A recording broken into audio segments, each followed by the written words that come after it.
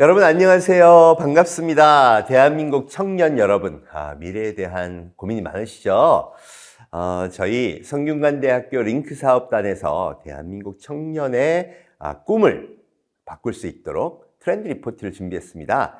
2023년도 트렌드 리포트, 오늘은요 제가 디지털 신대륙 이야기 이렇게 해서 트렌드 리포트를 가져왔습니다. 디지털 신대륙 도대체 이게 뭘까요? 그리고 여기 여러분의 미래가 어떻게 펼쳐질까요? 오늘 그 이야기를 스타트해 보기로 하겠습니다. 디지털 대전환이라 그러죠. 디지털 트랜스포메이션. 사실 정말 지난 10년간 많은 변화가 있었습니다. 2016년 기억나시나요? 알파고가 이세돌을 이겼습니다. 그래서 전부 다 난리가 났죠. 특집 방송하고 이제 인공지능으로 세상이 바뀐다 이런 얘기들 정말 많이 했었는데요. 그럼에도 불구하고 인류 전체가 디지털로 가거나 하지는 않았어요. 그런데 코로나가 왔죠. 2020년 1월입니다. 전 세계가 봉쇄가 되고요. 전 세계가 감염을 피해서 갑자기 디지털로 이동했어요. 여러분 특히 심했죠. 와, 공부를 하는데 수업을 못 한대. 그래서 온라인으로 하고 막 줌으로 하라 그러고 디지털로 옮겨가는 난리가 났었어요. 재택근무도 늘었고요. 그러면서 다들 그랬죠. 이거 빨리 끝나야 되는데. 그리고 옛날로 돌아가야 되는데. 근데 여러분 3년이 지났어요. 어떻게 됐죠? 디지털이 일상이 돼버렸습니다. 야, 수업 이거 온라인으로 하니까 괜찮은데? 야, 재택근무 늘리니까 좋다. 이 디지털을 강제로 경험했던 인류가요. 이제는 디지털을 잔뜩 섞어서 야, 이거 앞으로 더 쓰자. 이렇게 새로운 인류의 표준을 디지털을 잔뜩 섞어서 제시하게 됩니다. 이 현상을 뉴노멀이라고 해요. 뉴노멀, 새로운 표준이라는 거죠. 인류는 그 이후에 이제는 디지털이 표준이야 이런 생각을 하게 됐어요. 거기다가 챗GPT라는 게 등장합니다. 챗GPT는 파괴력이 무시무시했어요. 와, 여러분 다 쓰죠? 아니 인공지능인데 이거 되게 어려운 건데 아무렇지도 않게 인류가 쓴다.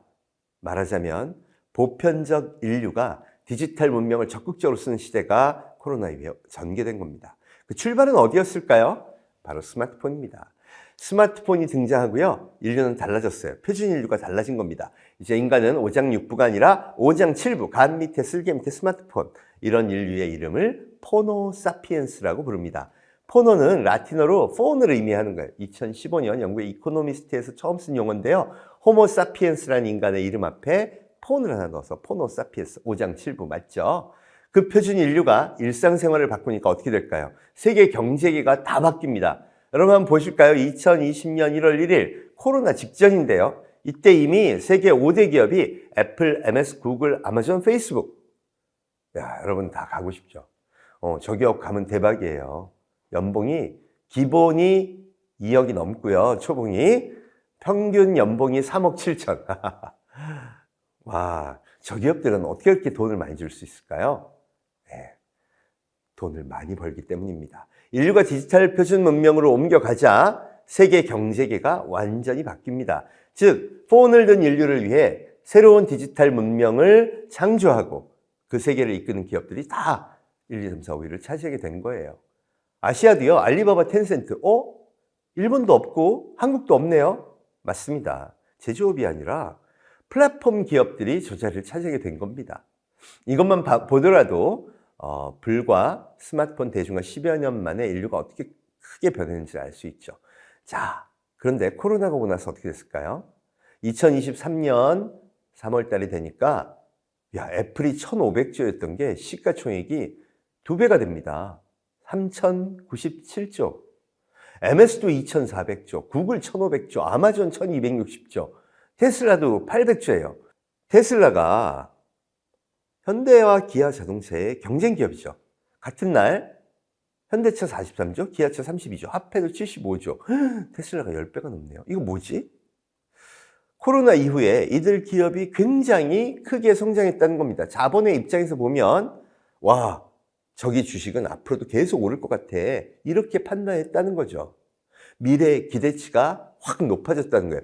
이번 트렌드 리포트의 주제가 코로나 이후 난 어떻게 살 건가 하는 건데 보니까 애플, MS, 구글, 아마존, 테슬라, 엔비디아, 메타 이런 기업들이 가치가 크게 오른 반면 대한민국 기업들은요.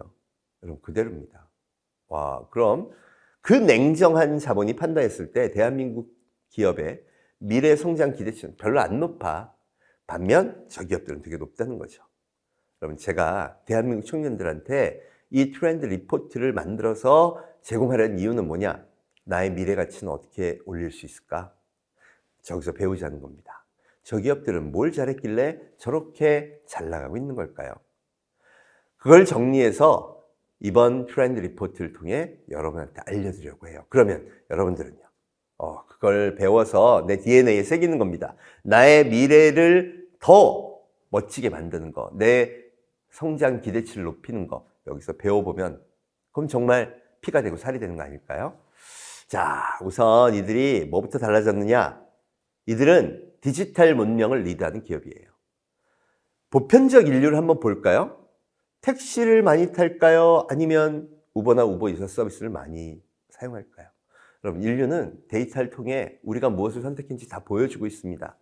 동남아에서는 이미 오토바이도 우버나 우버 유사 서비스 그런 걸 다 타요.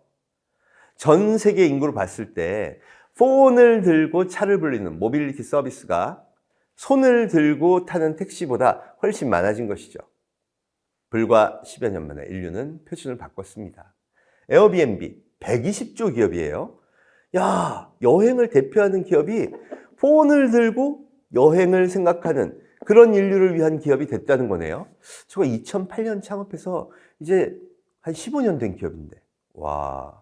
반면 메리어트 하얏트 힐튼 과거 30년 동안 여행을 대표했던 호텔 기업들의 시가총액은 절반으로 떨어졌습니다. 전 세계를 합해도요 80조가 안 돼요. 그 부동산 자산만 해도 엄청날 텐데. 표준이 바뀌면서 기업의 이 기준도 미래 성장의 기준도 다 달라지고 있다는 겁니다. 뱅킹은요, 당연히 모바일 뱅킹이 표준이고요. 방송은요, 유튜브나 OTT가 표준입니다. 여러분, 대한민국 국민 72%가 저녁 7시 이후에 OTT를 봐요. 유튜브는 60%, TV는요, 28% 표준이 바뀐 거예요. 유통도 아마존의 가치가 월마트보다 훨씬 크고요. 우리도 쿠팡이 신세계보다 크죠? 또 제조업도 볼까요? 옛날에는 삼성, 도요타 이렇게 한국과 일본의 기업이 세계 최고의 경쟁을 지향하는 기술력으로 승부를 했습니다. 기술력이 중요하죠. 그런데 세계 최초로 5G를 했어요. 세계 최초로 폰을 접었어요. 그런데 주가가 안 올라. 반면 애플은 우리는 5G 천천히 갈게요. 폰 아직도 안 접었어요. 그런데 주가가 삼성전자 8배야. 이게 뭐냐고. 기준이 달라졌다는 겁니다. 이걸 알아야겠죠. 도대체 뭐가 달라진 걸까요? 제가 언급했던 코로나 이후에 주가가 상승한 기업들은요. 디지털에 완전히 초집중. CEO부터 시작해서 모든 조직 전체가 문명의 표준은 디지털이야. 거기서부터 출발해야 돼. 그러니 그걸 배우려면요. 내 문명의 표준도 바뀌어야 되는 겁니다. 그리고 이들이 어디다 투자하나 봤더니 2030년의 미래에 필요한 기술에 투자를 하는 거죠. 이거 우버 타는 애들은 자율주행차 탈 것 같은데, 믿고 탈 것 같아. 메타버스도 할 것 같은데, 디파이도, CBDC도, 코인 경제도 익숙하게 할 것 같아. 여기다 막 돈을 투자하고 있는 거예요. 왜? 지금 디지털 문명을 사는 이 시대의 표준 인간들은요, 앞으로 7년 후, 앞으로 10년 후에는 당연히 그걸 더 적극 활용할 거라는 거죠. 그러니 자본이 보기에는 그 없던 시장에서 새로운 걸 만들어서 크게 돈을 벌 기업한테 마음이 갈 수밖에 없는 겁니다. 반면 우리나라는 어떤가요? 왜 우리나라에 투자를 안 할까? 생각해보면 이해도 갑니다. 보세요. 우버 불법, 에어비앤비 불법, 암호화폐 발행하지 마. 제발 그런 것 좀 하세요. 위험해. 지금 세상 다른 바깥으로 가는 건 정말 위험해. 이게 우리 사회 어른들의 공통된 생각이에요. 그게 선택이죠. 그럴 만도 해요. 이상한 거 아닙니다. 생각해보세요. 여러분, 코로나 이후에 대한민국 국민 중에 대박난 사람이 몇 프로일까요? 그래. 플랫폼 한 사람, AI 한 사람, 디지털 쪽으로 일한 사람들. 여기 매출 늘었으니까 크게 대박났을 거예요. 나머지는요. 그렇게 잘 된 사람 5%밖에 안 됩니다. 95%는요, 두려워요. 디지털로 전환하는 게 두려우면 가고 싶지 않겠죠. 네. 그 마음들이 모여서 규제를 만드는 거예요. 우버도 안 돼. 에어비앤비 하지 마. 이거 다 위험하잖아. 여러분, 이게 지금 대한민국의 표준 사회 심리라고 할 수 있어요. 그래서 네이버나 이런 거 보잖아요. 그러면 기사들이 다 그렇게 나는 겁니다. 야, 디지털은 부작용이 많아. 오, 야, 루나테라 버거 폭망했잖아. 메타버스 그거 망할 줄 알았어. 이렇게 되다 보니까 우리나라 국민 전체가 어떠냐면 안 가는 게 좋은 거네. 여러분, 그런데 한번 냉정하게 생각해 볼까요? 여러분이 돈이 1,000만 원이 있어.